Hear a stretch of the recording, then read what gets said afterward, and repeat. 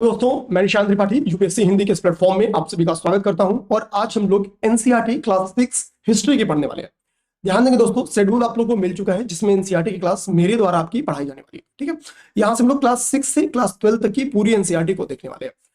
Classes आपकी दोनों language होगी। मैं पूरी तरीके से कोशिश करूंगा कि किसी भी पक्ष के साथ भेदभाव ना हो। ध्यान देंगे, देखिए एनसीईआरटी को कभी भी बहुत हल्के में नहीं लेना है, क्योंकि एनसीईआरटी यूपी पीसीएस के लिए बता दूं कि सारे की सारे क्वेश्चंस यहीं से बनते हैं। यहां तक कि हिस्ट्री के एनसीईआरटी से यूपीएससी में भी लगभग 80% क्वेश्चन डायरेक्टली रहते हैं। मैं आपको दिखाऊंगा कि क्लास 6 के एनसीईआरटी से लास्ट प्रीवियस ईयर में यूपीएससी के प्रश्नों से कितने क्वेश्चन आए हैं। इसी तरीके से आगे बढ़ते बढ़ते जो मेंस के क्वेश्चन आ रहे हैं वो भी मैं क्रमबद्ध तरीके से आप लोग को दिखा दूंगा। देखिए एनसीईआरटी हम लोग क्लास 6 की भले पढ़ रहे हैं, लेकिन पढ़ने के तरीके अलग है, क्योंकि टारगेट अलग है।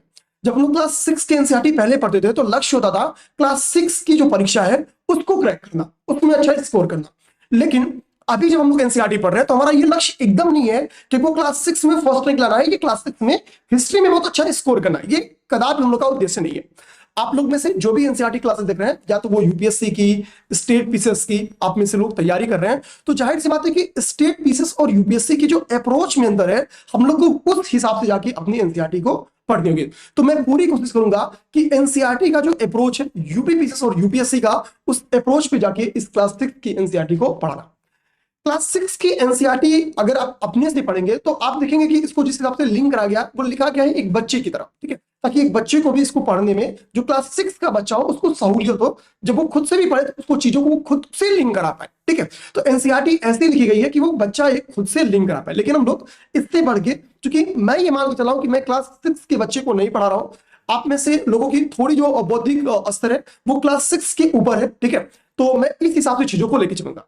एंशिएंट हिस्ट्री पढ़ाने के पीछे मैं कुछ चीजें समझा देता हूं ताकि आपको एंशिएंट हिस्ट्री समझ में आए। हिस्ट्री समझने के लिए ध्यान रखना, हिस्ट्री एक्चुअली है क्या? तो जाहिर सी बात है, पूर्व के दिनों में हो चुकी घटनाएं को जानने का एक जरिया है। ठीक है, अब बात आती है कि पूर्व के दिनों में हो चुकी घटनाएं हमको कहां से जानने को मिलेंगी। तो जाहिर सी बात है, कुछ कहानियां ऐसी होती हैं जो हमको हमारे पूर्वजों से मिल जाती हैं। कुछ चीजें ऐसी होती है जो हम बुक सोर्स से पा लेते हैं। ठीक है, यार हमने कुछ बुक्स पढ़ लिया, वहां से जान गए। लेकिन हर एक चीजें बुक्स में नहीं लिखी गई है, क्योंकि शिक्षण कार्य स्टार्ट से स्टार्ट नहीं है। ध्यान देना है, जब आपका स्टोन एज था, जब इंसान के लिए कागज कलम, ठीक है, जीरो के बराबर था, यानी कागज कलम से कोई संबंध ही नहीं था। इंसान की बेसिक चीज क्या होती है? इंसान की बेसिक चीज होती है, ठीक है, आवास, यानी हाउस चाहिए। इंसान की दूसरी बेसिक चीज क्या चाहिए? उसको फूड चाहिए, भोजन चाहिए। ठीक है, ये दो सबसे बेसिक चीज होती है, यानी हम लोग कहते हैं ना रोटी कपड़ा मकान। तो इंसान के लिए स्टार्ट से रोटी कपड़ा मकान सबसे इंपॉर्टेंट चीज है। ठीक है, हिस्ट्री जब स्टार्ट होती है तो हम लोग पढ़ते हैं स्टोन एज। ठीक है, जब आपकी हिस्ट्री स्टार्ट होती है तो हिस्ट्री हम लोग पढ़ते हैं स्टोन एज से। ठीक है, हम लोग समझते हैं इस ड्यूरेशन को स्टोन एज क्यों कहते हैं। देखिए, मैंने बोला कि हिस्ट्री क्या है, आपको रोटी कपड़ा और मकान हम लोग को पढ़ना है। ठीक है, कपड़ा और मकान। एंशिएंट हिस्ट्री की जो पहली चीज समझनी है, यहां से पढ़ना है। देखिए, कपड़ा की बात क्या है? कपड़ा आपको कपास से मिलेगा। तो जाहिर सी बात है, अभी स्टार्ट से आपकी हम लोग पढ़ना शुरू करेंगे कि एग्रीकल्चर कब से स्टार्ट। ठीक है, तो अभी क्या ना कि एग्रीकल्चर स्टार्ट नहीं हुआ है, यानी कपास की बात नहीं है। तो यानी स्टोन एज में इंसान या तो नग्न रहता होगा, या फिर वो क्या करता होगा कि जो पेड़ों की छाल है, यानी जो नेचुरल रिसोर्सेज हैं, उनके थ्रू वो अपना तन ढकता होगा। ठीक है, क्योंकि आपके पास अभी एग्रीकल्चर स्टार्ट नहीं हुआ है। एग्रीकल्चर स्टार्ट नहीं हुआ मींस अभी आपने कपास उपजाना स्टार्ट नहीं किया है। कपास उपजाना स्टार्ट नहीं किया है तो जाहिर सी बात है, अभी आपके कपड़े के रिसोर्सेज नहीं है। तो हमारे पास दो चीज बटा, रोटी यानी लोगों की भूख कैसे मिटी रही होगी, और मकान कैसे। ठीक है, तो रोटी के लिए क्या चाहिए? अब देखिए, स्टोन एज में जो आपका इंसान था, हम या आप अगर स्टोन एज में रहेंगे तो हम लोग हंटर रहेंगे। ठीक है, और फूड कलेक्टर रहेंगे। ठीक है, अब देखना, हंटर और फूड कलेक्टर से मतलब क्या है कि भाई मैंने एग्रीकल्चर स्टार्ट नहीं किया, लेकिन मुझे जीना है, जीने के लिए मुझे कुछ खाना है। ठीक है, भाई मुझे कुछ एनर्जी चाहिए तो कुछ खाना है। तो सिंपल सी बात है, हम लोग मारेंगे। मारेंगे किसे? जानवर को मारेंगे। ज्यादा बड़े जानवर को, ज्यादा हिंसक जानवर को मारेंगे तो ग्रुप में जाके मारेंगे। ठीक है, ये चीज समझना है। अब समझिए, तो जाहिर सी बात है, रोटी इन द सेंस क्या हुआ, उस समय की हंटिंग करके जो हम लोग फूड की बंदोबस्त करते थे, उसको आप लोग रोटी से समझिए।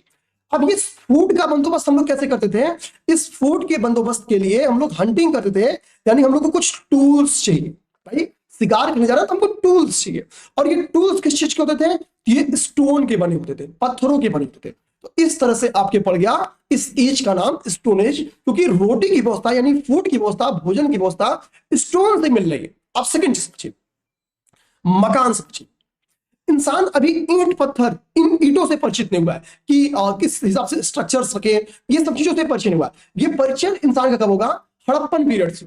ठीक है, ध्यान देना। अब एक चीज समझिए, जब हम लोग आते हैं मकान की बात करते हैं, ठीक है, मकान की बात करते हैं, तो सिंपल सी बात है कि यार बारिश तो उस वक्त भी हो रही होगी, बारिश हो रही होगी तो इंसान को रहना है, रहना है तो कहां रहेगा? तो जाहिर सी बात है कि वो पहाड़ों की छतों के नीचे यानी गुफाओं में रहेगा। ठीक है, तो वो गुफाओं में अपना निवास करता रहेगा।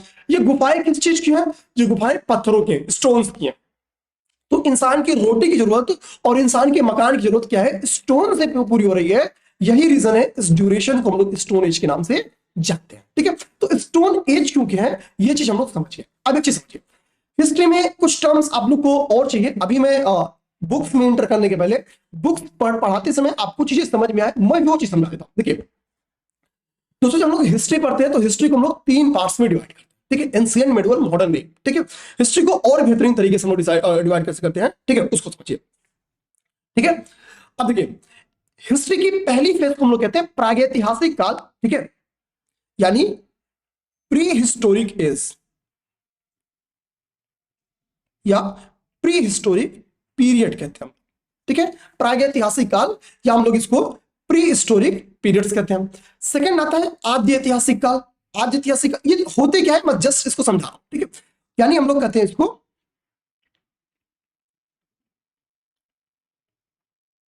प्रोटो हिस्टोरिक पीरियड्स हो गया। ठीक है, ध्यान देना है। तीसरा आपका होता है ऐतिहासिक काल यानी हिस्टोरिकल पीरियड। ठीक है, अब देखिए प्री हिस्टोरिक पीरियड क्या है? प्री हिस्टोरिक पीरियड समझ करिए कि ये वो दौर है जब हमारे पास कोई लिखित साक्ष्य नहीं है।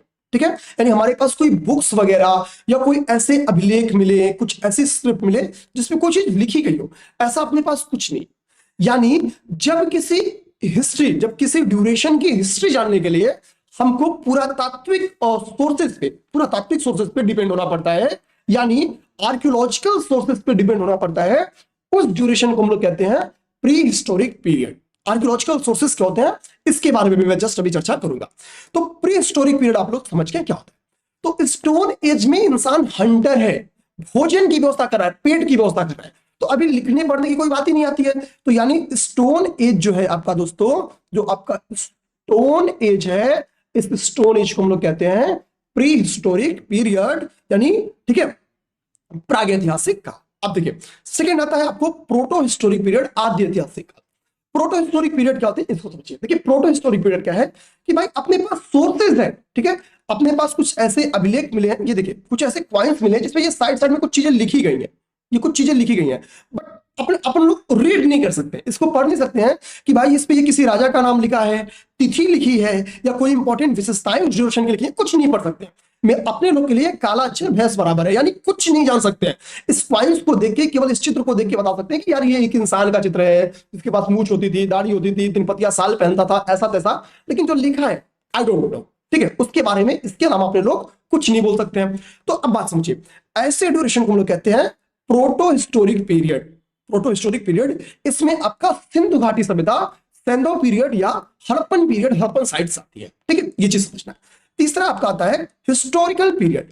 हिस्टोरिकल पीरियड वो होती है जिनमें हमारे पास आर्कियोलॉजिकल सोर्सेज भी हैं उस ड्यूरेशन की हिस्ट्री जानने के लिए, साथ ही साथ लिटरेरी सोर्सेज भी हैं, यानी साहित्यिक सोर्सेज भी हैं। वेद, 4 वेद की कॉन्सेप्ट आती है, यानी आप हिस्टोरिकल पीरियड में वैदिक पीरियड को रखते हैं। ठीक है, अब आप लोग समझ गए प्री हिस्टोरिक पीरियड क्या होता है, प्रोटो हिस्टोरिक पीरियड क्या होते हैं, और हिस्टोरिकल पीरियड क्या होता है। ये चीज आप लोग समझ गए। इन चीज को जानना बहुत जरूरी है हिस्ट्री जानने के लिए दोस्तों, तो मैंने इसलिए सबसे पहले इन चीजों को बताया। अब देखिए यहां पे आपके ध्यान देना है, यहां पे आपकी अध्याय जो है आपकी इस बुक्स में क्या क्या लिखे उनके बारे में लिखा है कब, कहां और कैसे, व्हाट, वेयर एंड, ठीक है, हाउ एंड व्हेन। ठीक है, ये सारी चीजें यहाँ पे टॉपिक्स लिखे हैं। टॉपिक्स को हम लोग क्रमबद्ध तरीके से आगे बढ़ते हैं। बहुत बेहतरीन ये बुक लिखी गई है, मजेदार तरीके से ये बुक समझ में आएगी, इस बात की मैं गारंटी लूंगा। अभी तक जो मैंने चीजें बताई हैं वो हिस्ट्री समझने के लिए जरूरी थी, मैंने वो चीज आप लोग के पास रखी है, ध्यान देना है। अब हम लोग क्या करते हैं, हिस्ट्री पढ़ते हैं जो इस बुक में लिखी गई है उन चीजों को स्टार्ट करते हैं। ठीक है, और क्लियर आपको चीजें दिख रही होंगी। मैं जिन चीजों को नहीं दिखेंगी मैं उनको जूम कर दूंगा, आपको चीजें बिल्कुल क्लियर दिखेंगी और बिल्कुल क्लियर समझ में आएंगी, इस बात की गारंटी है।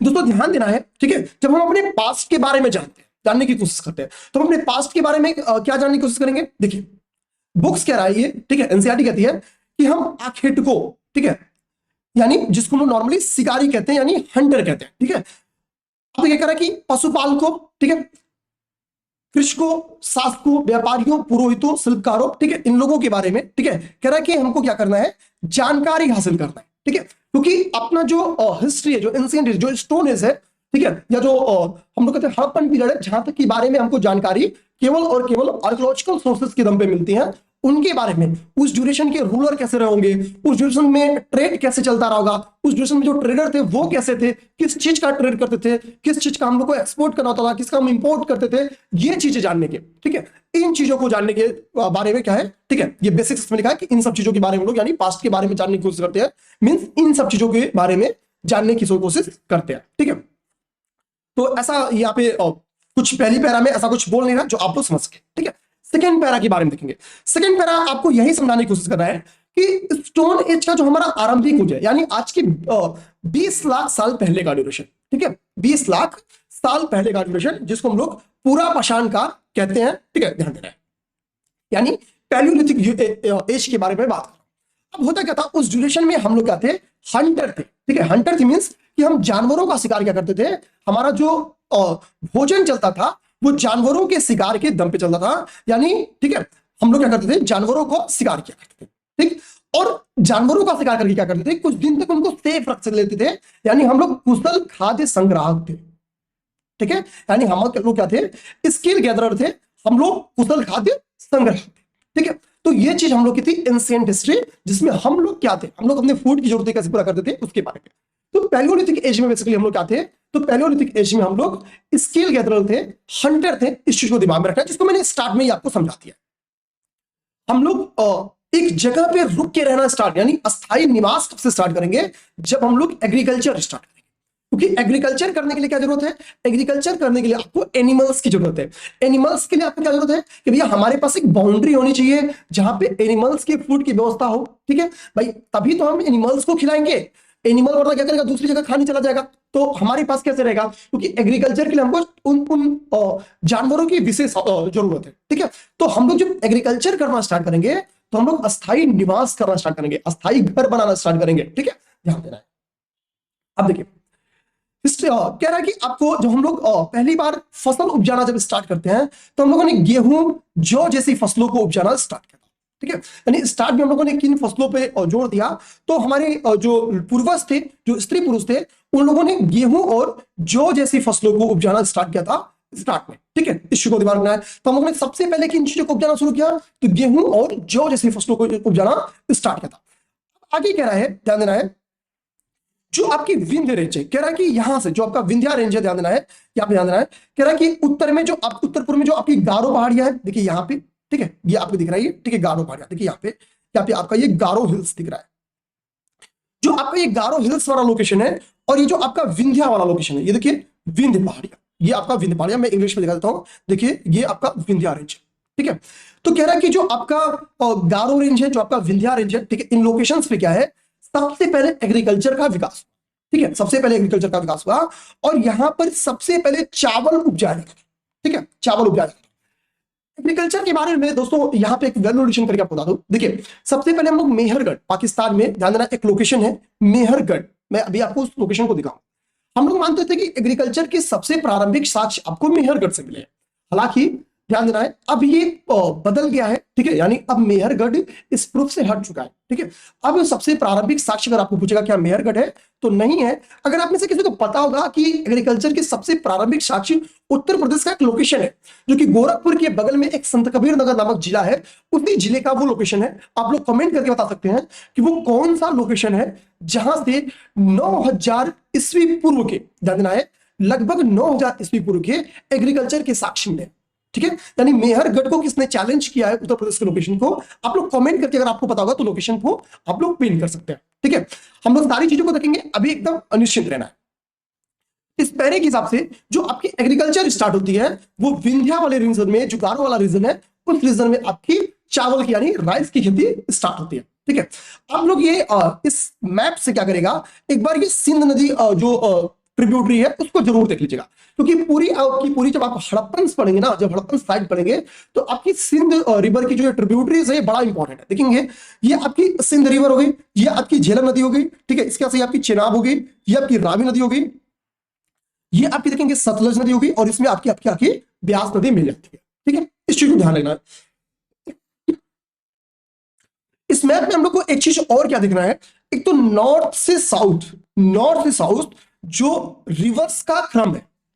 ठीक है, सिंध रिवर के ट्रिब्यूटरीज का जो नॉर्थ से साउथ क्रम है उसको आप लोग याद करना है, एग्जाम में ये आता है। तो वो क्या हो गया, सबसे नॉर्थ में झेलम हो गया, झेलम के बाद से आपका चेनाब हो गया, चेनाब के बाद से आपकी रावी हो गई, रावी के बाद से आपकी ठीक है ब्यास और सतलज हो गया। ठीक है, ये चीज क्लियर हो गया। तो यहां से क्वेश्चन कैसे बनेगा ये चीज मैंने आपको क्लियर कर दी। अब देखिए यहां पे आपकी ये सिंध जो रिवर है, यहां पे देखेंगे ये आपकी जो सिंध रिवर है, ठीक है, इसमें आपकी काबुल नदी आपकी क्या कर रही है, मिल रही है। तो एक चीज ध्यान देना है, क्वेश्चन बने कि निम्नलिखित में से कौन सी नदियां सिंध रिवर में मिलती हैं, ठीक है, यानी उससे उसका उनका मिलन होता है, ठीक है, संगम बनाती हैं। तो वहां पे हम लोग काबुल नदी को कभी भूलेंगे नहीं। पाकिस्तान से नफरत करिए, उनकी नदियां मिल रही है, पाकिस्तान का बेल्ट कभी अपना ही बेल्ट था, तो हम लोग ऐसा नहीं कि काबुल को देख के नहीं यार अंदर से स्वीकार नहीं करेंगे, नहीं भाई काबुल तो नहीं मिलती है। मैप क्या कह रहा है, मैप कह रहा है भैया काबुल झेलम आपकी सिंध से मिलती है, तो मीन्स मिलती है, और अपने को एग्जाम में क्वेश्चन सही करने के लिए काबुल को स्वीकार करना पड़ेगा कि हाँ काबुल भी अपने सिंध में मिलती है। सिंध नदी आपकी इस देश का नाम जो हिंदुस्तान पड़ा है उसमें सिंध नदी का बड़ा रोल है। कैसे रोल है अभी हम लोग आगे देखते हैं इस चीज को। ठीक है, ये सोन नदी वाला रीजन आप लोग देख लीजिए, सोन नदी वेरी इंपॉर्टेंट है क्यों, ठीक है, अभी कई सारे जो क्षेत्र है वो यहीं पे डेवलप हुए हैं, तो सोन नदी का बेल्ट आप लोग ध्यान में रख लेना है। ठीक, अब आगे देखते हैं। ठीक है,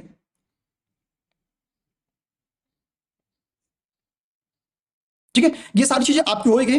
द प्लेस वेयर राइस, ठीक है, was first grown are the, ठीक है, are to the north of Vindhyas. ये सारी चीजें मैंने समझा दिया, तो मुझे नहीं लगता कि यहां पे आपको कोई दिक्कत आएगी। ठीक है, इसी को आपको समझ देंगे। ठीक, ट्रिब्यूटरीज क्या होती हैं, तो ट्रिब्यूटरीज जैसे मैंने बोला कि सिंधु नदी नदी तंत्र, ठीक है, तो बेसिकली जो ट्रिब्यूटरीज होती हैं वो छोटी छोटी रिवर्स होती है जो बड़ी रिवर्स में आके मिलती है। तो देखिए आप लिखा भी है smaller river that flow into a longer river. ठीक है, तो जो बड़ी नदियों में जो छोटी छोटी नदियों का मर्ज होती है, ठीक है, वो सारी नदियां क्या होती है, बेसिकली ट्रिब्यूटरीज कही जाती हैं। ठीक है, इसी को दिमाग में रखना है।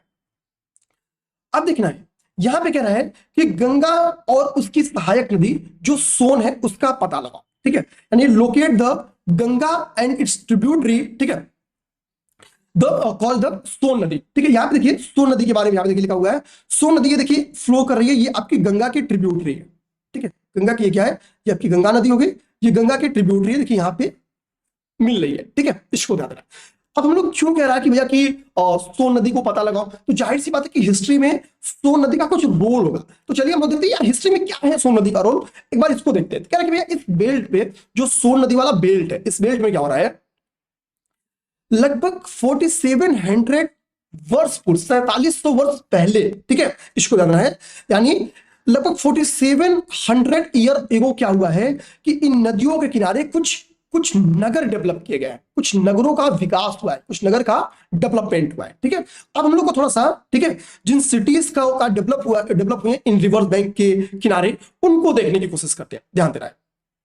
ठीक, आगे कह रहा है कि गंगा पर उसकी सहायक नदियों के किनारे, ठीक है, कुछ लगभग उसके बाद से कह रहा है कि आगे उसके नीचे जाएंगे तो 2500 के ईयर पूर्व के करीब में कुछ नगर क्या सिटीज क्या डेवलप होना स्टार्ट हुए। तो नगरों का विकास के बारे में बेसिकली बता रहा है। देखिए अब मैं अगर आपको हिंट दूं, मगध वगैरह के बारे में आप लोगों ने सुना होगा, तो मगध वगैरह का जो डेवलपमेंट है वो आपकी सोन नदी के इर्द गिर्द हुआ है। ठीक है, मगध वगैरह के बारे में हम लोग अभी जब महाजनपद पीरियड पढ़ेंगे तो डिटेल में पढ़ेंगे, मगध के बारे में यहां भी लिखी गई है, तो आगे बढ़ते हैं तो वहां पे हम लोग देख लेंगे उस चीजों को। ठीक है, अब देखिए आगे क्या कह रहा है, इन चीजों को समझेंगे। उपमहाद्वीप किसे कहते हैं, एक बार आप लोग इस चीज को समझिए। ठीक है, उपमहाद्वीप किसे कहते हैं, सब कॉन्टिनेंट किसे कहते हैं, इस चीज को समझिए। देखिए भारत को सब कॉन्टिनेंट इसलिए कहते हैं, एक कॉन्टिनेंट के अंदर जो विशेषताएं होनी चाहिए वो सभी विशेषताएं भारतीय उपमहाद्वीप यानी सब कॉन्टिनेंट में है। जब हम लोग सबकॉन्टिनेंट की बात करते हैं तो हम लोग उसमें अफगानिस्तान वाले बेल्ट को भी कवर करते हैं, हम लोग पाकिस्तान के भी बेल्ट को कवर करते हैं, जो हम लोग एक पुराना वो जो एक इंडिया था हम लोग उसको कवर करते थे, जैसे म्यांमार वगैरह, उसमें आपका सारी चीज आती है। इस सब कॉन्टिनेंट में आपको डिजर्ट भी मिल जाएगा, रेगिस्तान मिल जाएगा, नदियां, बड़ी बड़ी नदियां, ठीक है। आप इधर ब्रह्मपुत्रा देख लीजिए और आप वेस्ट में क्या देख लीजिए, सिंध रिवर देख लीजिए। तो इतनी बड़ी बड़ी रिवर बेल्ट आपको आपके इस उपमहाद्वीप में मिलती हैं, और थार जैसा डिजर्ट आपको इस उपमहाद्वीप में मिलता है, ठीक है। उसके बाद से आप भारत को देखेंगे तो भारत क्या है, भारत के तीनों साइड से आपको हिंद महासागर मिलेगा, ठीक है। एकमात्र ऐसा महासागर है जो जिसका नाम किसी देश के नाम पे पड़ा है, ठीक है। इस चीज को ध्यान रखें, ठीक। हिंदुस्तान के नाम पे हिंद महासागर नाम पड़ा है आपके इस महासागर का, ठीक। इसकी विशेषताएं हैं, यानी एक कॉन्टिनेंट के अंदर जो जो विशेषताएं होनी चाहिए भारत के अंदर वो सभी विशेषताएं थी। यही रीजन है कि इसको हम लोग एक सब कॉन्टिनेंट के तौर पे जानते हैं, ठीक है। ध्यान देना, वही चीज आप देखिए कि पर्वतों, पहाड़ियों, रेगिस्तानों, रिवर्स, ठीक है, सीज, इन सब के कारण क्या है, बेसिकली हम लोग इसको सब कॉन्टिनेंट के तौर पे जानते हैं। लेकिन इन इन चैलेंजेस के बाद भाई, डेजर्ट को पार करना आसान नहीं है, रिवर्स में अगर बाढ़ है तो पार करना आसान नहीं है, समुद्र जिनकी फ्लो उसकी दिशा में फ्लो करेंगे, अगर उसकी स्टडी नहीं है तो आप छोटी मोटी नावों से समुद्र पार नहीं कर सकते हो, ठीक है। वास्को डिगामा बनना इसी के लिए था। आज तक हम लोग वास्को डिगामा को इसी के लिए पढ़ते हैं, इसी उपलब्धि के लिए कि भाई उस समय तुमने समुद्र पार करके भारत की खोज कर ली, ठीक है। आप समझिए, जैसा आज आप समझिए, आज जैसे हम लोग यूएस के बारे में कहते हैं भाई अपने को यूएस घूमने जाना है, तब वर्ल्ड कहती थी कि हमें भारत घूमने जाना है। इसी के कारण हम लोग भारत को सब कॉन्टिनेंट कहते हैं, यहाँ की विशेषताओं, यहाँ की धन, यहाँ की संपदा, ठीक है, यहाँ के जो डेवलपमेंट्स थे उसको देखने के लिए। जिस वर्ष जिस ड्यूरेशन में पूरे वर्ल्ड में कोई बिल्डिंग्स ही नहीं होती थी, उस ड्यूरेशन में हड़प्पन साइट में 2-2 मंजिल, 3-3 मंजिल आप देखेंगे, 2 स्टोरी 3 स्टोरी आपको बिल्डिंग्स देखने को मिलती है। ये सारे डेवलपमेंट्स हमारे इंडिया में थे।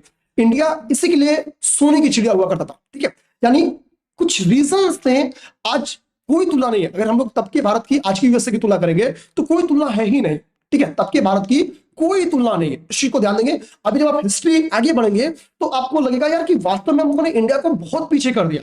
शायद हम लोगों ने अपने इतिहास को संभाला होता, संजोया होता, उसको और फैलाया होता, ठीक है, तो शायद आज भारत भारत रहता, ठीक है। यानी हम लोग ये नहीं कहते कि हमको फिर से सोने की चिड़िया बनना है, हम लोग शायद हीरे की चिड़िया बन चुके होते, ठीक है।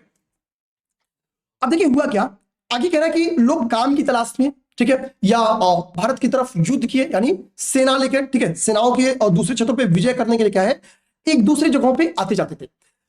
इस ड्यूरेशन में ट्रेड काफी फैला, ठीक है। देखिए माइग्रेशन कैसे हुआ, या इस पैरा में क्या बता रहा है कि लोग एक जगह से दूसरी जगह कैसे गए, उसके रीजंस को समझा रहा है। तो यहाँ पे बता रहे हैं कि भैया लोग काम की तलाश में, जैसे आज भी आप नौकरी करने कहते हैं कि बंबई चले जाते हैं, ठीक है, तो उसी तरह से क्या है कि लोग काम की तलाश में, लोगों को रोजगार मिले, भाई जीविका चलानी है, तो समय के साथ लोग क्या है कि काम की तलाश में, ठीक है।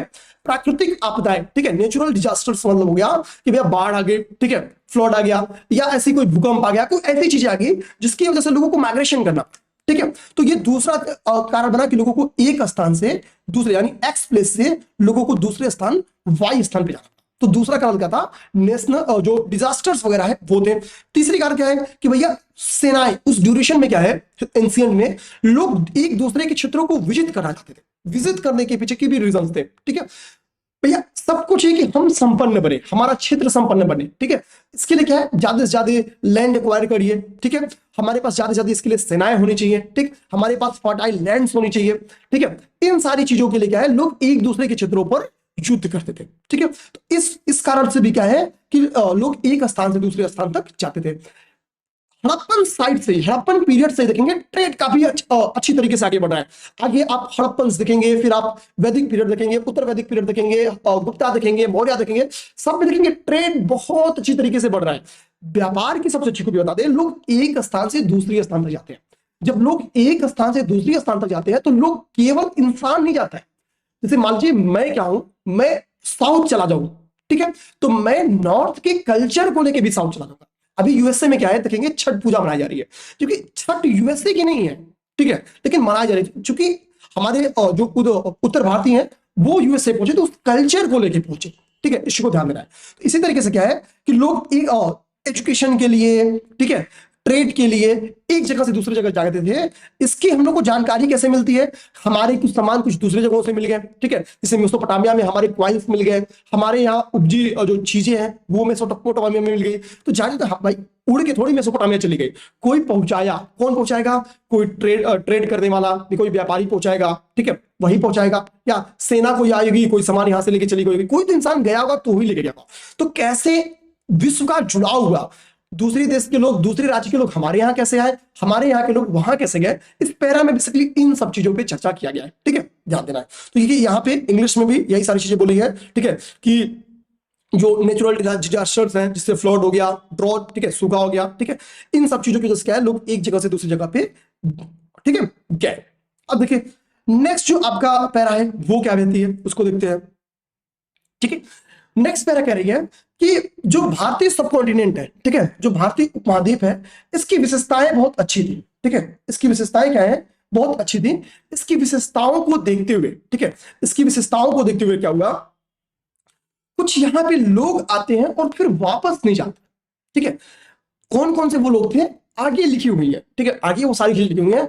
तो कुछ हमारी सांस्कृतिक परंपराओं से इतने प्रभावित होते हैं, ठीक है, यहाँ की समृद्धि से इतने प्रभावित होते हैं कि यहीं आते हैं और यहीं के हो जाते हैं, ठीक है। यहाँ पे लिख रहा है कि उपमहाद्वीप में बाहर से कुछ ऐसे भी लोग आए जो यहीं बस गए, यानी यहां पे आए और यहीं के हो गए, वापस वो अपने कंट्री लौट के नहीं गए, ठीक है। इस चीज के बारे में यहां पे बता रहा है, इसको ध्यान देंगे, ठीक है। क्यों? क्योंकि यहाँ पे जो कल्चरल ट्रेडिशंस है, ठीक है, जब लोगों का मूवमेंट यहाँ पे होता है तो कल्चरल ट्रेडिशन से लोग इतने प्रभावित होते हैं कि लोग यहीं के हो जाना पसंद करते हैं। अभी एक बेसिक इंट्रो चीज समझा रहा है, अंदर इसके डिटेल, वो कौन से लोग आए, किन कल्चरल चीजों से प्रभावित हुए, यहां पे आए तो उन्होंने क्या नई चीजें की, हमारी संस्कृति से जब उनकी संस्कृति का मेल हुआ तो जो क्या नई चीज डेवलप हुई, उन सारी चीजों के बारे में आगे चर्चा किया गया है, आगे डिस्कस किया गया, उसके बारे में हम लोग समझ लेंगे।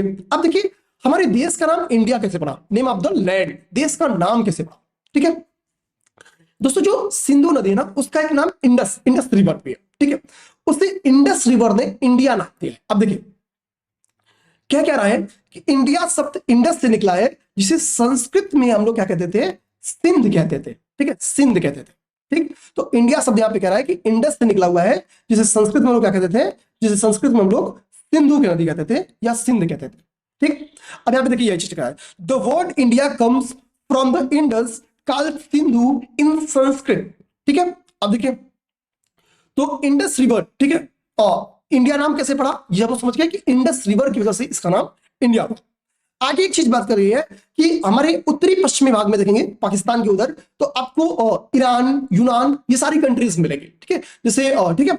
अब होता क्या, जब भारत की संपदा से सबके सब प्रभावित थे, तो जाहिर सी बात है जब यूनानी भारत को देखते थे ना, तो वो वो नहीं बोल पाते थे, वो स का उच्चारण ह के रूप में करते थे, ठीक है, वो स को ह बोलते थे।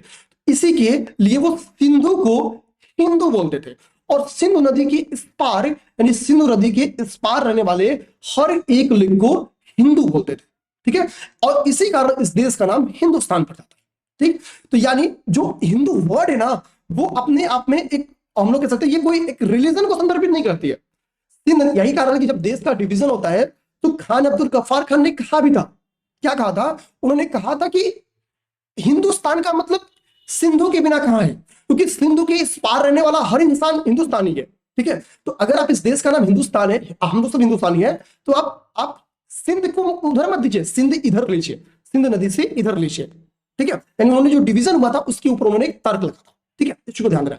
तो वो श का उच्चारण क्या है, ह के रूप में करते थे, वो श नहीं बोल पाते थे। अब देखिए यहां पे वही चीज लिखी गई है कि ईरानियों और यूनानियों ने सिंध को हिंदोस अथवा इंडोस और इस नदी को, ठीक है, और इंडिया के रूप में स को चूंकि ह बोलते थे, इसी तरह से उन्होंने सिंधु को हिंदू या हिंदुस्तान के रूप में इसको नाम दिया, ठीक है, इसको ध्यान देना। अब बताते कि इस देश का नाम भारत कैसे पड़ा, ठीक है, इस देश का नाम भारत कैसे पड़ा। देखिए यही सब चीजें यहाँ पे इंग्लिश में भी लिखी गई हैं, आप लोग एक बार और इंग्लिश वाला भी टर्म्स देख लेंगे, ठीक है, ठीक है, और ये सब चीजें आप लिखेंगे। अब हम लोग देखते हैं कि भरत नाम का एक कबीला, एक ट्राइबल्स ग्रुप होता था, ठीक है भाई। हम लोग मुख्य पहले हम सब ट्राइब्स थे, ठीक है, क्योंकि ट्राइब्स कहते किसे ना, उसकी कुछ डिफिनेशंस है, ठीक है। तो उस डिफिनेशंस में आज के 5000 4000 साल पहले हम सब फिट होते थे। तो हम सब क्या है, वैदिक इरा तक हम सब ट्राइब्स थे, ठीक है। ठीक, इस चीज को ध्यान देना है। तो क्या है कि ऋग्वेद में जब हम लोग वैदिक पीरियड पढ़ेंगे तो पहली साहित्यिक सोर्स के तौर पे आते हैं ऋग्वेद आती है। तो ऋग्वेद में क्या है, आपकी भरत ट्राइब्स के बारे में चर्चा किया है, यानी भरत कबीले के बारे में चर्चा की गई है। और उसी भरत कबीले को श्रेष्ठ कबीले के तौर पे जाना गया है। कुछ लोग आर्यंस खुद को बोलते थे, आर्यंस का मतलब होता था श्रेष्ठ, ठीक है। तो उसी भरत कबीले के नाम पर इस देश का नाम, तो भारत कैसे इस देश का नाम पड़ा, ठीक है, कैसे इस देश का नाम इंडिया पड़ा, ये हम लोग समझ गए, ठीक है। तो हम लोग समझ गए भारत वर्ड जो है इसको पहले उसका वर्णन कहां पे किया गया है, तो mention in the Rigveda. Rigveda में इस बात को मेंशन किया गया, ठीक है। ऋग्वेद क्या है, तो यहाँ पे लिखा है, ठीक है, the earliest composition in Sanskrit, ठीक है। लगभग 3500 साल पहले इस बुक को लिखी गई है, लगभग 3500 ईयर पूर्व, ठीक है। अब ध्यान देते हैं हम लोग, ये सब चीजें समझ गए। अच्छा, अब हम लोग इसके आगे आएंगे तो मनुष्य जो पांडुलिपि है उनको देखेंगे, ठीक है। मैन्युस्क्रिप्ट्स को देखेंगे, जो पांडुलिपि, ठीक है, यहाँ देखेंगे। यहाँ पे मैंने हाईलाइट किया है, इस चीज को देखना है, ठीक है। मैन्युस्क्रिप्ट्स यानी पांडुलिपि। पांडुलिपि क्या होती थी, पांडुलिपि ने भी हमको एंशिएंट की जो चीजें हैं, जो हिस्ट्री की चीजें हैं, उसको बहुत सारी चीजों का वर्णन किया है। हिस्ट्री को जानने में पांडुलिपियों का भी बड़ा इंपॉर्टेंस है, ठीक है। कैसे इंपॉर्टेंस है इस चीज को समझते हैं। सबसे पहले समझते हैं कि यार कि मैन्युस्क्रिप्ट्स होती क्या है, पांडुलिपियां होती क्या है, इसको समझते हैं, ठीक है। देखिए मैनुअल, ठीक है, मैनुअल का मतलब ये होता है कि चीजें जब हाथ से लिखी गई हो, ठीक है, ध्यान देना है। तो ये पुस्तकें क्या है, हाथ से लिखी होने के कारण इसको हम लोग कहते हैं पांडुलिपि, ठीक है, पांडुलिपि कहते हैं, ठीक है। मैन्युस्क्रिप्ट्स कहते हैं। तो क्यों कहते हैं, क्योंकि ये हाथ से लिखी गई है। अब बताते हैं कि भैया कागज तो था नहीं, कागज था नहीं तो फिर किस सोर्स पे हाथ से लिखे, भैया हाथ तो लिखने के लिए है, लेकिन लिखने वाला कोई चीज तो भी चाहिए कि भैया अपने को यहां पे लिखना है, कहां पे लिखिए, बात ही आती है। चल भाई ये देखते हैं कहां पे लिखे। तो ध्यान देना है, अपने जो एंशिएंट पीरियड के विद्वान थे उन्होंने क्या किया, हिमालयन क्षेत्र में कुछ ऐसी पेड़ पाए जाते थे जैसे ताड़पत्र पाए जाते थे, ठीक है। तो उन्होंने ताड़पत्र को लेके आए, ठीक है। अब क्या है, उन ताड़पत्र पर यहाँ पे देना, ताड़पत्रों अथवा हिमालयन क्षेत्र में उगने वाले भूर्ज नामक पेड़ की छाल, ठीक है, यहाँ पे देखिए लिखा हुआ है, ठीक है, ये देखिए, ठीक, यहाँ पे इंग्लिश में भी यहाँ पे चीजें लिखी गई हैं।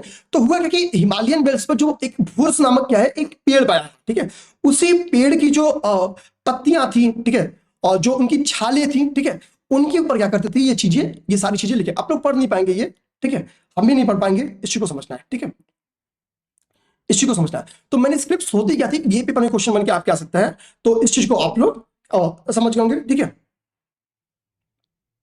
ठीक है। देखिए यहाँ पे लिखा हुआ है, दे वर यूजली रिटेन ऑन पॉम लीफ, ठीक है, ये सब चीजें लिखा हुआ है, तो ये सब देख जाना है। अब देखिए मैन्युस्क्रिप्ट्स की एक खराबी क्या है, भैया कुछ चीजें, कुछ मैन्युस्क्रिप्ट्स ऐसा हुआ कि कुछ डिस्ट्रॉयड हो गया। कैसे डिस्ट्रॉय हो गया, कीड़े मकोड़े ने खा लिया। भैया पत्तियों को तो भाई कीड़े मकोड़े खा सकते हैं ना, इतने लंबे समय हो गए, अभी आप पेज रख देते हैं तो उस पर दीमक लग जाता है, वो नष्ट हो जाता है। तो सोचिए इतनी लंबे ड्यूरेशन पहले की मैन्युस्क्रिप्ट्स क्या मतलब उसी फॉर्म में मौजूद होंगी। आंसर सीधा आपसे भी मैं पूछूंगा तब बोलोगे नहीं, यानी मैन्युस्क्रिप्ट्स क्या, कुछ मैन्युस्क्रिप्ट्स डिस्ट्रॉयड हो गई हैं, कुछ मैन्युस्क्रिप्ट्स खत्म हो गई है, ठीक। क्यों, क्योंकि कीड़ों के द्वारा उनको, कुछ कीड़ों के द्वारा उनको खा पी के सफर चट कर दिया गया, ठीक है। लेकिन ध्यान देना है, मैन्युस्क्रिप्ट्स पढ़ना क्यों इंपॉर्टेंट, ऐसा नहीं कि मैन्युस्क्रिप्ट्स बची नहीं है, बची है, पांडुलिपियां बची हैं, लेकिन बहुत सारी पांडुलिपियां खत्म हो गई जो हमको शायद हिस्ट्री के बारे में कुछ और भी बेहतरीन चीजें बताती, ठीक है, वो सारी चीजें क्या है, खत्म हो गई। अब देखिए मैन्युस्क्रिप्ट्स क्या है, हमको पढ़ना क्यों जरूरी है, क्योंकि source to know our past, best source है। हालांकि सबसे बेस्ट सोर्स के तौर पे हम लोग किसको मानते हैं, तो ये कभी भी जो पुरातात्विक सोर्स है, आर्कियोलॉजिकल सोर्सेज जो है, पहले बात मैं आपको आर्कियोलॉजिकल सोर्सेज के बारे में बता दूं, ठीक है। देखिए जो अपने आर्कियोलॉजिस्ट होते हैं, वो जो आर्कियोलॉजिकल सोर्सेज को खोजते हैं, उनमें आता है आपका अभिलेख। अभिलेख को हिंदी में, इंग्लिश में क्या कहते हैं, ठीक है, इंस्क्रिप्शंस कहते हैं,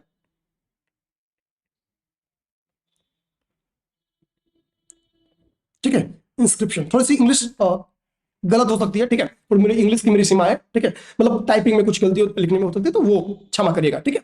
तो ये अभिलेख हो गया, ठीक है। तो अभिलेख, इसके से कुछ क्वाइंस हमको एंशिएंट ड्यूरेशन के मिले हैं, ये भी आपकी क्या है, ये भी आपके आर्कियोलॉजिकल सोर्सेज है, ये भी आपके क्या है, ये भी आपके आर्कियोलॉजिकल सोर्सेज है, इसी को दिमाग में रखना है, ठीक है। अब लोग नेक्स्ट देखते हैं, तो आपकी जो अभिलेख हो गए, ठीक है, आपकी जो क्वाइंस हो गए, इसके कारण हम लोग को कुछ पेंटिंग्स वगैरह भी मिली हैं, ठीक है, ये भी आपकी आर्कियोलॉजिकल सोर्सेस में शामिल किए जाते हैं, पेंटिंग्स शामिल करते हैं। मूर्तियां हम लोग देखेंगे हड़प्पन पीरियड से ही हमको मूर्तियां मिलनी शुरू हो जाती है, ठीक है। तो यानी जो अपनी मूर्तियां हैं, यानी ठीक है, स्कल्पचर्स, ठीक है, मूर्तियां हैं, ये हमको मिलती हैं, ये भी आपकी क्या है, आर्कियोलॉजिकल सोर्सेस हैं, ठीक। इसके बाद से हम लोग ध्यान देंगे कुछ आपको स्मारक मिलते हैं, भवन मिलते हैं, ठीक है, ध्यान देना है, जो आपके मोनूमेंट मिलते हैं, ठीक है, मोनूमेंट्स एंड बिल्डिंग्स, इनकी ये सारी चीजें क्या है, ये सारी की सारी चीजें आपकी क्या है, ये सारी की सारी चीजें आपकी आर्कियोलॉजिकल यानी पुरातात्विक स्रोत है, यानी आर्कियोलॉजिकल सोर्सेस है,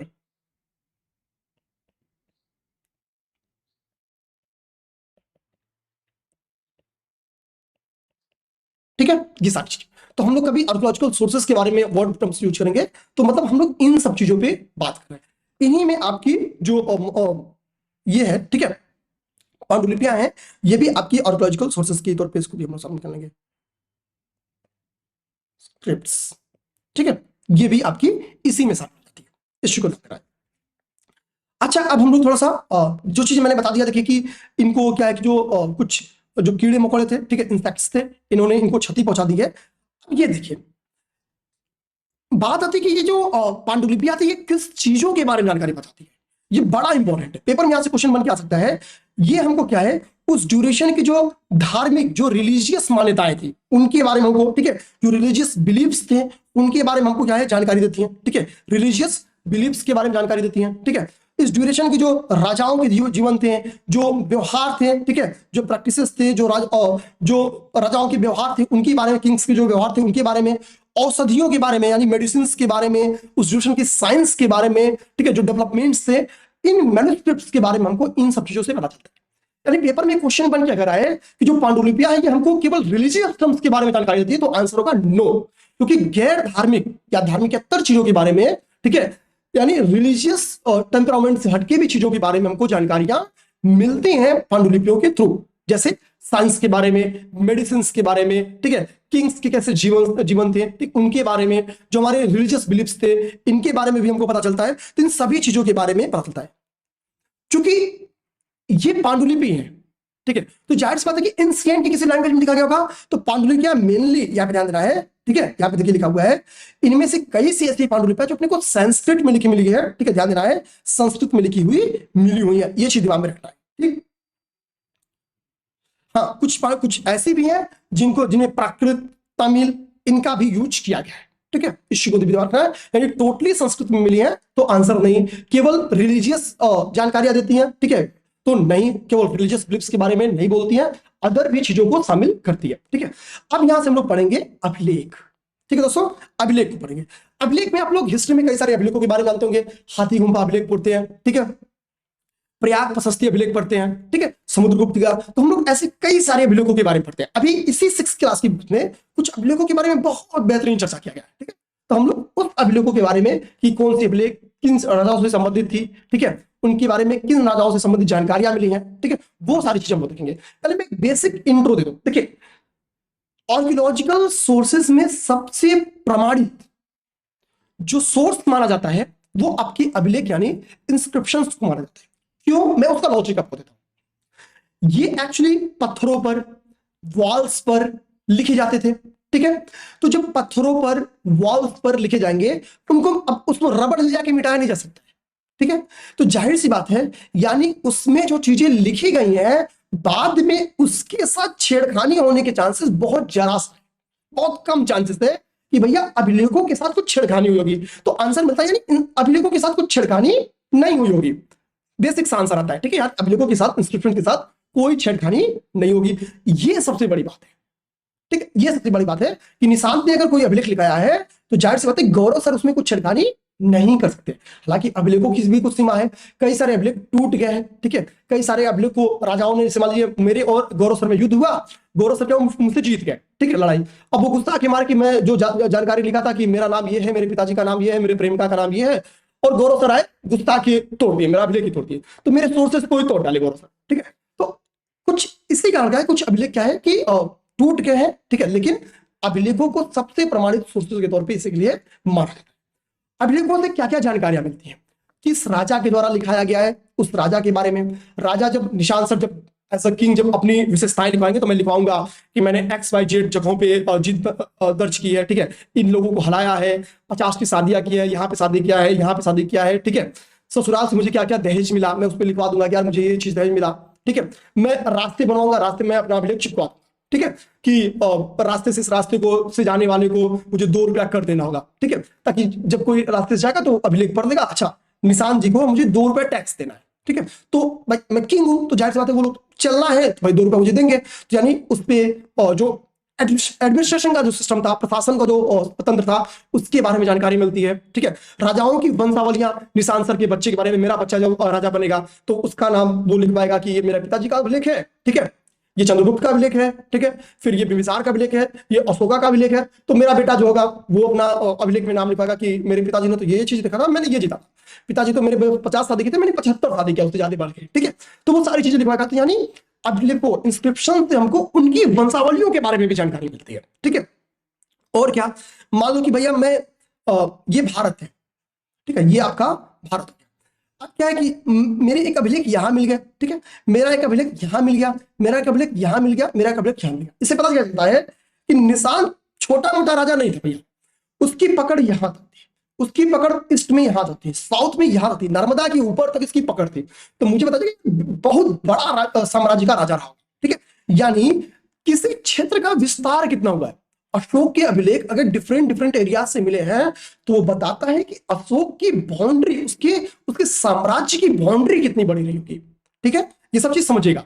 तो अभी मैंने देखिए आपकी अभिलेख बिल्कुल नहीं पढ़ा, लेकिन मैंने अभिलेखों के बारे में बहुत सारी चीज आपको समझा दिया है, ठीक है, आइए देखते हैं, ठीक है। यहाँ पे मैंने कुछ अभिलेखों के नाम लिखे हैं, जैसे हाथी गुम्फा अभिलेख जो कि खारवेल का है, जूनागढ़ अभिलेख जो कि आपके रुद्रदामन का है, एहोल अभिलेख जो कि आपकी पुलकेशिन द्वितीय का है। आपने साथ एक हर्षवर्धन नामक राजा का नाम सुना, ठीक है, हर्ष महान दानी था, ठीक है, बहन और भाई का बदला लेने वालों में देखेंगे तो दृढ़ प्रतिज्ञा था, ठीक है। रावण के बाद अगर किसी ने कहा जाता कि ऐसी दृढ़ प्रतिज्ञा दिखाए ना तो वो हर्षवर्धन ने दिखाई, ठीक, रावण के बारे में कहा जाता ना वो उनकी बहन थी शायद शूर्पणखा, और इसकी वजह से उन्होंने रिवेंज लिया किसे, राम जी से, ठीक है, हालांकि ठीक है कोई बात नहीं, मान लिया। हर्ष ने भी, हर्ष की बहन को किडनैप किया जाता है, ठीक है, उनकी जीजा को मार दिया जाता है, हर्ष बिठाने का भाई कि मेरी बहन को जिसने छुआ है उसको 6 इंच छोटा करेगा, ठान लेगा, ठीक है, और कर देगा, शशांक को निपटा देगा, ठीक है। तो हर्ष ऐसा माना जाता है कि रावण के बाद से कोई इतना दृढ़ प्रतिज्ञा अगर अपनी बहन के लिए होगा तो हर्ष, ठीक है। तो हर्ष जब जीतता रहता लड़ाई ना तो उनको लगता है चल भाई थोड़ा साउथ भी घूम लेते हैं ना, दक्षिण की तरफ बहुत लोगों ने घूमने का मन बनाया है, तो यहाँ पे पुलकेशिन द्वितीय मिलता होता, बहुत बदला ले लिए, अब तुमको बताते हैं, ठीक है। तो हर्ष और पुलकेशिन के बीच में लड़ाई होगी, पुलकेशिन द्वितीय जीत जाएगा। तो पुलकेशिन द्वितीय इसी एहोल अभिलेख में बताया है कि मैंने हर्षवर्धन को पराजित किया है। आप समझ गए कि हिस्ट्री की कैसी इंपॉर्टेंस बताती है अभिलेख, ठीक है, कि किस राजा ने किससे लड़ाई हुई। अब देखिए पुलकेशिन द्वितीय का एहोल अभिलेख बताता है, इसका मतलब साउथ में साम्राज्य का प्रसार करने के लिए, भैया तुम साउथ में आए तभी तो पुलकेशिन द्वितीय से तुम्हारा लड़ाई हुआ, इसका मतलब हर्ष ने जाहिर सी बात है साउथ की तरफ जाके अपने साम्राज्य विस्तार की योजना बढ़ाई। ये हिस्ट्री बताती है आपकी अभिलेख, इंस्क्रिप्शंस की, ये हो गई आपकी इंपॉर्टेंस, ठीक है। आइए देखते हैं हम लोग।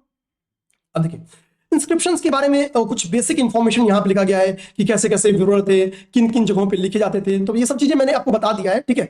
आप अंदर पढ़ेंगे तो आपको बहुत ज्यादा जानकारियां इसके बारे में नहीं मिलेगी, ठीक है। अभिलेखों के बारे में जो मैं बता रहा हूँ कि यार ये सब चीजें कौन बनाता है, तो अभिलेखों को खोजते कौन से, तो पुरातत्वविद खोजते हैं, आर्कियोलॉजिस्ट खोजते हैं। और ये जो आर्कियोलॉजिस्ट होते हैं, ठीक है, इन पे जो मूर्तियां बनी हैं, जो चित्र बने हैं, जो चीजें लिखी गई हैं, इनकी स्टडी करते हैं। आर्कियोलॉजिस्ट का काम क्या है कि भैया खुदाई हो रही है तो खुदाई के तहत जो चीजें मिली इनकी उनको स्टडी करना और हिस्ट्री लिखना, ठीक है, ये आर्कियोलॉजिस्ट का काम है। तो इमारती मान लीजिए खुदाई हुआ, हड़प्पाई भवन मिल गया तो वो स्टडी करेंगे यार ये लोग कैसे रहते होंगे। अभी मैं हड़प्पा पढ़ाऊंगा तो बताऊंगी कि आर्कियोलॉजिस्ट यार क्या गजब की चीज खोजते हैं, ठीक है। और हिस्ट्री मतलब कुछ लिखा नहीं है, फिर भी हिस्ट्री हम लोग को ऐसे लिख के दिया ना कि अगर हम लोग, कोई हड़प्पा का बंदा आके बोले भाई कि तुम बता दो यार कि तुम लोग ऐसे रहते थे ना, तो वो जरूर 10 में से 6 बातों को आपकी गुड टिक मारेगा, यार ऐसे ही रहते थे, ठीक है। लेकिन बात वही यार कि हड़प्पन का बंदा मिलेगा नहीं ऐसा, ठीक है, मिल जाए तो फिर मजा ही मजा है, ठीक। अब देखिए तो पूरा आर्कियोलॉजिस्ट होते क्या है वो हम लोग समझ गए। आते हैं हम लोग नीचे। अब ये पॉट्स जो है, ये जो कॉइन्स वगैरह हैं, जो ये सब ये खुदाई की ड्यूरेशन में मिले हैं, ठीक है, पुरातत्वविदों को। अब देखिए यहाँ पे क्या लिखा गया है, ठीक है, कह रहा है कि ये एक ऐसा ध्यान देंगे पॉट है, लगभग कह रहा है कि ये 4700 वर्ष पूर्व का होगा, अराउंड ऐसा लगता है कि 4700 वर्ष पूर्व क्या है पात्रों का यूज होता है। जब एक्चुअली इसकी जब कार्बन डेटिंग की जाती है तो चीजें पता चल जाती है कितना पुराना होगा, ठीक है। कह रहा है चांदी का सिक्का, इधर देखिए, इधर ये कह रहा है कि चांदी के सिक्के हैं, ठीक है, कह रहा है कि इस तरह के चांदी के सिक्के लगभग 2500 वर्ष पूर्व का है, इनका प्रयोग होता रहा होगा, ठीक है, जो आपके चांदी के सिक्के थे, ठीक है, यानी जो सिल्वर क्वाइंस थे, तो ये कुछ सिल्वर क्वाइंस के और पॉट्स के यूज बनाए, ये लगभग आपकी 4700 ईयर एगो का है, ठीक है। ये सब आपको नहीं पूछेगा कितने 100 एगो का है कितने का नहीं है, ये सब बस माहौल बनाने के लिए, ठीक है, और ये कभी पेपर में नहीं आएगा, इस तरह से तो नहीं आएगा, ठीक है, इसको ध्यान देना है, ठीक। आज ध्यान देखिए, अब बात आती है भैया कि पुरातत्वविद तो मतलब उनको ये क्वाइंस मिल गया, ये मनके मिल गए। अब देखिए ये जब पाएंगे तो इसमें कई सारी चीजें सोचेंगे। अब देखिए यहाँ पे पेंटिंग हुई है, ठीक है, यहाँ पे चित्रकारी की गई है, तो यानी आर्कियोलॉजिस्ट सोचेगा यार, यानी ये लोग पेंटिंग करना स्टार्ट कर दिया है, यहाँ पे कलर्स किए हैं, इसका मतलब कलर की जानकारी इनको थी, कुछ रंगों की जानकारी हो गई थी, ठीक। अभी पेंटिंग से मान लीजिए डांस कर रहे हैं, ठीक है, या कुछ और चित्र बनाए तो उससे आम जीवन की जानकारी मिलती है। जैसे दिखाएंगे गुफा चित्रों में हंटिंग करते हुए चित्र बनाए गए हैं, उससे हम लोग को पता चलता है कि किस जानवर को, जैसे मान लीजिए कि किसी ने हिरण को मारा है तो हिरण की पेंटिंग बनाते हुए उसमें भाला घोंपते हुए पीछे से पेंटिंग बनाती है, तो उससे पता चलता है इस ड्यूरेशन में हिरण हुआ करते थे, तो ही तो हिरण के चित्र बने हैं। सीधी सी बात ना। आज जैसे मान लीजिए कि हमको डायनासोर को पिक्चरों में नहीं देखे होते, तो मैं कैसे डायनासोर का यार मतलब फोटो बना पाता, नहीं बना पाता। अभी मैं अगर बोलूं कि मैं किस जानवर को देखा हूं, मुझे पेंटिंग बना रहे हैं, तो मैं गाय का बना दूंगा, मतलब एक्सेप्ट नहीं बनाऊंगा लेकिन बना दूंगा यार, गाय का बना दूंगा, भेड़ का बना दूंगा, बकरी का बना दूंगा, लगेगा क्या कि हाँ ये बकरी का है, बकरी ही है। आज के 200 साल बाद कोई देखेगा तो समझेगा हाँ यार बकरी ही बनाया है, एग्जैक्ट बकरी नहीं बनाऊंगा लेकिन इतना तो बना दूंगा कि वो समझेगा ये बकरी ही है, ठीक है। तो ये हाल है, आर्कियोलॉजिस्ट ये सारे काम करते हैं। तो आर्कियोलॉजिस्ट ने क्या किया, देखिए नॉर्मली चीजें क्या होती है ना कि डिस्ट्रॉय हो जाती है। जैसे जो मान लीजिए कि सपोज कि गेहूं मिला, अब कैसे पता चल गया भैया कि ये गेहूं है। एक्चुअली गेहूं अपने शुद्ध फॉर्म में तो डिस्ट्रॉय हो गया, लेकिन चूंकि लोगों ने आग की खोज कर ली है, तो गेहूं क्या है वो अब पका के जब खाने लगे थे तो उसमें से कुछ गेहूं जल गया, ठीक है। तो जला, जब गेहूं जल जाता है तो इसकी एज बढ़ जाती है, ठीक है, यानी ये अभी डिस्ट्रॉय नहीं हुआ है। तो जले हुए गेहूं को जब आर्कियोलॉजिस्ट ने स्टडी किया तो बताया यार यार ये तो गेहूं है, इसका मतलब इन लोगों ने गेहूं जाना जानते थे, धान जला मिला तो धान जान गए, ठीक है। इसी तरीके मतलब कि जानवर जो है, ठीक है, एनिमल्स जो है, एनिमल्स को खा लिए, ठीक है, तो एनिमल्स को खा के जो उनकी बोन्स को फेंक देते थे, ठीक है, उसकी स्टडी जब किया जाता था, ठीक है, जो उनकी स्टडी किया जाता था, समझिए बर्ड्स के जो कुछ बोन्स मिले, ठीक है, अब इनकी फिश के बोन्स मिले, तो उससे क्या होता था, उस बोन से ये अंदाजा लगाया जाता था कि इस ड्यूरेशन में इस टाइप की मछलियां होती थी, या मछली होती थी, कम से कम ये तो पता चलता था, ठीक है, यानी मछली होती थी, इस बात का अंदाजा लोगों को लगा करता था, ठीक है। तो ये सारे आर्कियोलॉजिस्ट कैसे कैसे पता करते थे कि कौन से जानवर होते थे, मछलियां होती थी कि नहीं होती थी, ठीक है, किस स्पॉट्स का यूज करते थे और किस कलर का यूज करते थे, इनकी जानकारी कैसे आर्कियोलॉजिस्ट रखते थे, इसकी जानकारी हम लोग को हो गई, ठीक है। यही सारी चीजें यहाँ पे लिखी गई हैं, मैं लाइन बाय लाइन पढ़ूंगा तो भी मैं वही चीज बोलूंगा जो मैं समझा रहा हूं, ठीक है। अब देखिए यहाँ पे मैं जो चीज बोला हूँ लिखा हुआ है, ठीक है, कह रहा कि इफ सीड्स ऑफ ग्रेन और piece of woods have been burned they survive in a charge form, ठीक है। तो बेसिकली वही कि अगर जल उल गया है, लकड़ियां जल गई हैं, तो वो जले फॉर्म में लकड़ी मौजूद थी, ठीक है, तो उससे एक बेसिक अंदाजा लग जाता है भाई कि ये वनस्पतियां हुआ करती थी, ठीक है, ये सारी वनस्पतियां हुआ करती थी। लकड़ी के जले टुकड़े मिलने से पता चलता है कि ये वनस्पतियां उसमें थी, ठीक है। गेहूं या किसी अनाज की जन्म से पता चलता है कि इस टाइप की कुछ अनाज क्या थे, ठीक है। थोड़ी इंग्लिश के प्रोनाउंसिएशन में थोड़ी दिक्कत आपको महसूस होती है, क्योंकि देखिए हिंदी पट्टी का स्टूडेंट होने के कारण क्या कि थोड़ी दिक्कत आती है, हाँ। और इंग्लिश मैं इतनी यूज जरूर करूंगा कि आप लोग समझें, ठीक है, उतनी मैं बेहतरीन यूज करूंगा। कॉन्सेप्चुअली कहीं आपको दिक्कत नहीं आने वाली है, इस बात की मैं गारंटी लूंगा, इस बात की मैं लिखित गारंटी लूंगा, कहीं आपको कोई दिक्कत नहीं आने वाली है। अब देखिए, ठीक है, अब देखिए ये यहां पे देखिए करा कि वन पोस्ट और मेनी, ठीक है, यानी अतीत एक या अनेक। अब एक चीज समझिए, यार एक्चुअली क्या दिखाना चाह रहा है ना कि यार कि मतलब कि कैसे डिवीजन मौजूद था, ठीक है, अंतर कैसे मौजूद था। तो देखिए अंतर यार बहुत सारी चीजें, ठीक है, अंतर बहुत सारी चीजें क्या आती है दिखाती है। जैसे यहाँ पे देखिए, ठीक है, रीति रिवाजों में भी आपको अंतर देखने को मिलेगा। ये पैरा क्या समझा रहा है, मैं ये चीज आपको बता रहा हूं, ठीक है, ठीक है, ये चीज समझिए, ठीक है, ठीक। यहाँ पे मैंने एक होमवर्क आप लोग को लिखा है, आप लोग कर लीजिएगा कि होमवर्क, HW मतलब होमवर्क, ठीक है, अंडमान एंड निकोबार की ट्राइबल्स के बारे में आपको कमेंट करना है कि अंडमान निकोबार में, जैसे मैं एक ट्राइबल बताऊं, सेंट्रलिस्ट नाम की एक ट्राइबल्स ग्रुप यहाँ पे पाई जाती है। आपको 2-3 ट्राइबल्स ग्रुप वहां पे और पाए जाते हैं, यूपीएससी दोनों पूछते हैं ट्राइबल्स के बारे में क्वेश्चन।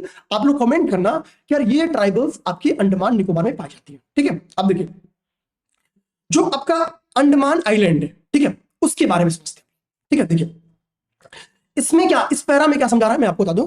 इस पैरा में विविधताओं को, ठीक है, जो डाइवर्सिटी है उसको समझा रहा है, जो अंतर डिफरेंस है उसको समझा रहा है, ठीक है। तो बता रहे कि डिफरेंस कैसे होता है। देखिए इससे कह रहा है कि भाई अंडमान के जो लोग हैं और जो तटीय क्षेत्र के लोग हैं, तटीय मतलब कि,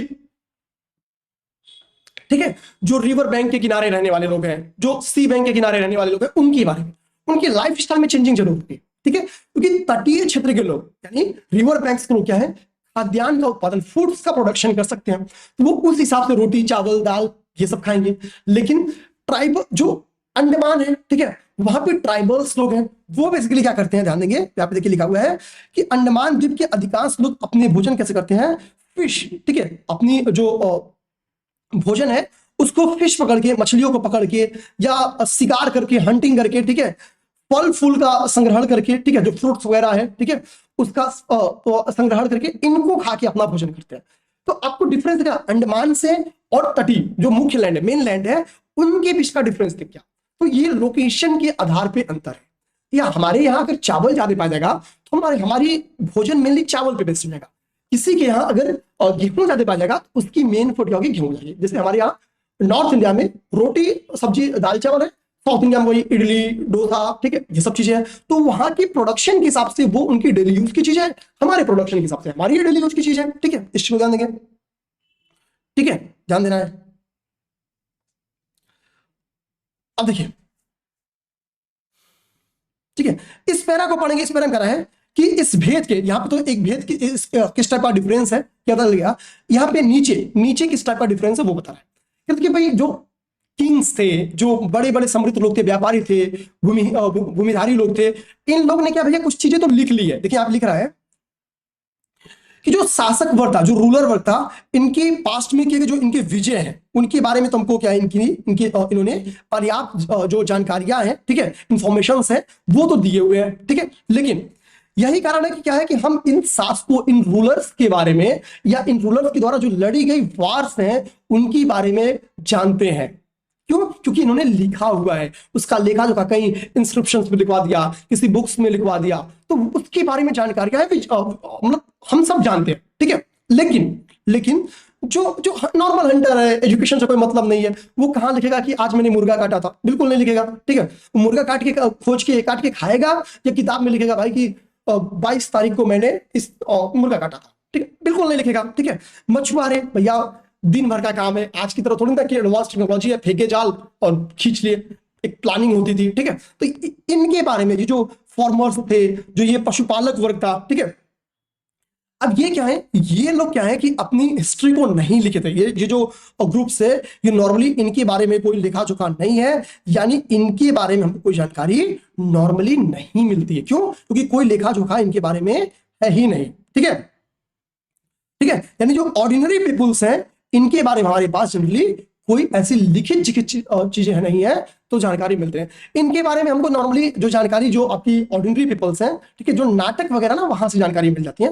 नाटक वगैरह में जो ऑर्डिनरी पीपल्स हैं इनके बारे में चित्रित किया जाता है, तो इसी के लिए आगे वाले डिस्कशन में जो नाटक वगैरह लिखा है उनमें ऑर्डिनरी पीपल्स के बारे में जानकारियां दी गई हैं। तो यहाँ पे देखिए वही लिखा है, ठीक है, जो फिशिंग फॉक्स हैं, हंटर्स हैं, गैदरर्स हैं, फार्मर्स हैं, ठीक है, इन लोग के बारे में चूंकि कोई रिकॉर्ड्स, कोई डिड नॉट कीप रिकॉर्ड्स, ये कोई रिकॉर्ड ही नहीं रखते थे, यही कारण है कि हमको इनके बारे में कोई जानकारी नहीं है, ठीक है। इसी को ध्यान में रखना है।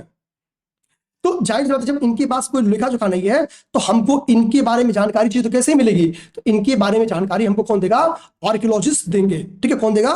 आर्कियोलॉजिस्ट देंगे जो आर्कियोलॉजिकल सोर्सेज मिली हैं उनको स्टडी करके। तो हमारी मजबूरी क्या कि हम किसकी मदद लेंगे, आर्कियोलॉजिस्ट की हेल्प लेंगे इन सारी चीजों को जानने के लिए, ठीक है। इनके बारे में भी अगर कुछ जानना है तो इनसे जानकारी लेंगे, ठीक है। ये चीज भी आप लोग समझ गए, इस पूरे पैरे में क्या बात थी, ठीक है। अब यहां पे देखेंगे तिथि, मतलब हिस्ट्री पढ़ने में तिथियों के बारे में, ठीक है। तो ईसा मसीह, मैं इसको नॉर्मली कहूंगा, ईसा मसीह के जन्म को आप लोग 0 ईयर के तौर पे काउंट करेंगे। उसके पहले, ठीक है, बिफोर क्रिस्ट, ठीक है, बीसी जो लिखा रहता है वो ईसा मसीह के जन्म के पूर्व, यानी ईसा मसीह के जन्म के पूर्व की कोई 2000 साल पहले की घटना है, तो 2000 बीसी की घटना है, ठीक है। इसको ध्यान देना, ठीक है। और उसके बाद आपकी ईस्वी आ जाती है, ठीक है, और ईसा मसीह के जन्म के बाद। तो काउंटिंग, ईयर की काउंटिंग आपकी इस हिसाब से चलती है, कोई बहुत बड़ा टॉपिक नहीं था, ठीक है। अब देखिए यहाँ पे देखिए, ठीक है, डेट्स मींस, तो अब इसको इंग्लिश और हिंदी भाई इसमें क्या ही समझाना, ठीक है, वो सब चीज वही है, ठीक है। तो वही कह रहा है कि जो ईसा मसीह है उनके जन्म से काउंट किया जाता है, ठीक है। जो जन्म के पहले की चीजें हैं, ठीक है, बिफोर द बर्थ, उसको हम लोग बीसी, ठीक है, बीसी के तौर पे रिप्रेजेंट करते हैं, usually have the letters BC, BC use करते हैं, ठीक है। इसको ध्यान देना, ये सारी चीजें इसमें लिखी गई हैं। ये इसके बारे में थोड़ा सा, ये फिगर देखना है, फिगर को याद नहीं करना है, किस टाइप के फिगर को पी कहते थे, किसको टी कहते थे, ये बिल्कुल याद नहीं करना। अब आइए, ठीक है, एक्चुअली ये एक हिस्ट्री लिखी गई है, मिस्र की एक हिस्ट्री है। मिस्र में क्या ना भाव चित्रात्मक लिपि चलती थी। आप लोग फेसबुक चलाते हैं ना, आप देखिए, मान लीजिए कि कोई सुंदर कन्या है, उसने अपनी फोटो डाली है, तो हम लोग उस पर क्या करते हैं, हार्ट वाला फिगर भेज देते हैं, ठीक है। तो मतलब उस सुंदर कन्या को दिल दे बैठे हैं, अच्छी लगी, दिल से वो चीज अच्छी लगी, वो उनकी फोटो अच्छी लगी, ठीक है, जो भी अच्छी लगी, ठीक है। तो जाहिर सी बात है, तो वो भाव चित्रात्मक लिपि है। हम लोग कह कुछ नहीं रहे हैं, लेकिन उस सिंबल्स ने बता दिया आप कहना क्या चाहते हैं। हम लोग केवल अगर अंगूठा दिखाते हैं, ठीक है, केवल अंगूठा दिखा देते हैं, मतलब लाइक करते हैं, आपने जो पोस्ट दिखा है, ठीक है, ठीक है। आजकल वो हार्ट ब्रेक वाला सिंगल आ गया, मतलब इसमें आ गया, ठीक है, मतलब यार दिल टूट गया, ठीक है, मतलब समझे ना, ये भाव चित्रात्मक लिपि है। आप किसी के क्या बोलते हैं उसको, इमोजी को देख के समझ जाते हैं कहना क्या चाहता है, ठीक है। किसी ने गुस्से वाला एकदम वो भयानक सा गुस्साया और चेहरा भेज दिया, तो समझ जाते हैं महबूबा से आ गई है, ठीक है। तो मतलब महबूबा बोले ना बोले कि गुस्सा हो गया, लेकिन वो सिंबल्स बता देते भाई सामने वाला गुस्सा हो गया, ठीक है। तो ये वही भाव चित्रात्मक लिपि है, ठीक है। ये एल का मतलब ये लायन होता था, ठीक है, इस चीज को समझना है। तो ये भाव चित्रात्मक लिपि है जिसकी यूज मिस्र में किया जाता है, ठीक है, ध्यान देना है इसमें। इस पूरे पैरे में, ठीक है, इसी भाव चित्रात्मक लिपि के बारे में बोला गया है, ठीक है। देखिए क्या क्या चीजें बोली गई हैं, आइए देखते हैं। कह रहा कि मिस्र का एक लोकेशन है, उस लोकेशन का नाम है, ठीक है, रोसेट्टा, ठीक है, यहां पे देखिए लिखा हुआ है, ठीक है। मिस्र के इस लोकेशन का नाम क्या लिखा है, रोसेट्टा नामक ये लोकेशन लिखा गया, ध्यान देना है, ठीक है। मिस्र मींस इजिप्ट, ठीक है। तो इजिप्ट का ये एक लोकेशन है, ठीक है, रोसेट्टा। यहां से हुआ क्या है, यहां से कुछ हम लोग को पत्थर मिले, ठीक है। उन पत्थरों में कुछ डिजाइन्स मिली है, ठीक है, कुछ लिखी गई चीजें मिली हैं जो कि भाव चित्रात्मक है, ठीक है, ध्यान देना है। और भी कई सारी चीजें मिली है, कहा कि इन्होंने यहां पर राजाओं और रानियों के नाम एक छोटे से फ्रेम में दिखाए गए हैं, इसे कारतूस कहा जाता है, ठीक है। तो कारतूस मींस गोली नहीं, ठीक है, इसको ध्यान रखना है, ठीक है। तो राजाओं और रानियों के नामों को बेसिकली एक फ्रेम में दिखाया गया, उसको कारतूस कहा जाता है। ये बेसिक कुछ इंफॉर्मेशन थे, ठीक है।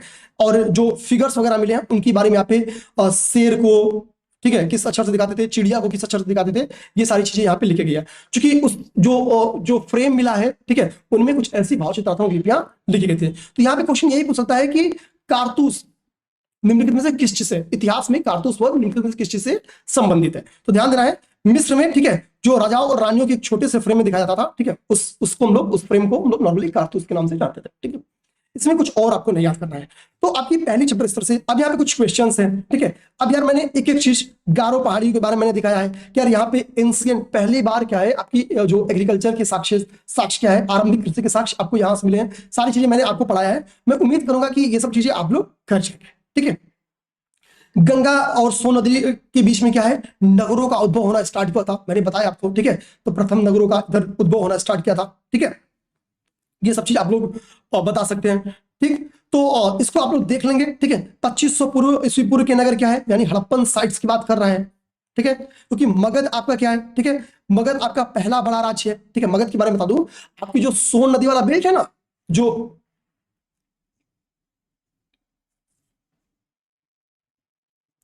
ये यहीं पे आपका मगध साम्राज्य था, यहाँ पे इस मगध साम्राज्य की मैं आपको खूबी बता दूं, ये बहुत ही फर्टाइल लैंड था। आप सोचिए ना, फर्टाइल लैंड क्यों नहीं होगा? स्वयं माता गंगा का आशीर्वाद है, गंगा रिवर है, यमुना है, इसकी गंगा रिवर्स की कई सारी ट्रिब्यूटरीज है, यमुना रिवर है। भाई रिवर्स क्या करते हैं? रिवर्स लैंड को फर्टाइल बनाएंगे, उपजाऊ बनाएंगे। जब लैंड फर्टाइल होगा तो एग्रीकल्चर बहुत ज्यादा होगा, एग्रीकल्चर बहुत ज्यादा होगा तो जाहिर सी बात है, जब मेरे पास खाना इतना आएगा कि मैं उसको खा लूं, तो मैं चाहूंगा कि दूसरे लोग भी खाएं, लेकिन फ्री में नहीं खाएं, मैं उनसे बदले में रुपया लूंगा। यानी जब अधिशेष उत्पादन होता है, जब सरप्लस प्रोडक्शन होगा, तो सरप्लस प्रोडक्शन को मार्केट में बेचा जाएगा, ठीक है, यानी उसका क्या किया जाएगा? निर्यात किया जाएगा, ठीक है। तो जब मार्केट में उसको बेचा जाएगा, मींस कि क्या होगा? इनकम होगा, ट्रेड बढ़ेगा। और जब भी कभी ट्रेड बढ़ता है, मान लीजिए ये एक मार्केट है, यहां पे मैं क्या कर रहा हूं? चावल बेच रहा हूं, तो सभी व्यापारी वर्ग क्या करेंगे? यहाँ पे आके चावल बेचना शुरू कर देंगे, गेहूं बेचना शुरू करेंगे, तो ये एक मार्केट बन जाता है, ठीक है। और फिर इसी मार्केट के इर्द गिर्द नगरों का डेवलपमेंट स्टार्ट। कभी भी आप अपने गांव का मार्केट क्या करिए, आज के 10 साल पहले शायद वहां पे कोई एक छोटी सी दुकान लगती हो, लेकिन वही जो छोटी छोटी दुकानें हैं, वो जब लगने लगी तो लोग वहां पे जाके घर बनाने लगे, ठीक है, दुकान बनाने लगे, और समय के साथ अब वहां पे जाके एक कस्बा बनना स्टार्ट हो गया, एक सिटी बनना स्टार्ट हो गया, ठीक है। तो जो नगरों का डेवलपमेंट होता है वो इस हिसाब से, सिटीज का डेवलपमेंट होता है वो इस हिसाब से। तो मगध कैसे एक पावरफुल इंपावरमेंट बना, जो मतलब साम्राज्य बना, उसको हम लोग क्या करेंगे कि आगे लिखा है, ठीक है, वहां हम लोग देख लेंगे, ठीक।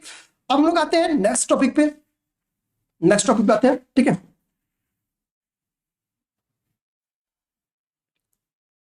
ठीक, नेक्स्ट है, ठीक है, आपका जो टॉपिक है वो क्या है, आइए देखते हैं।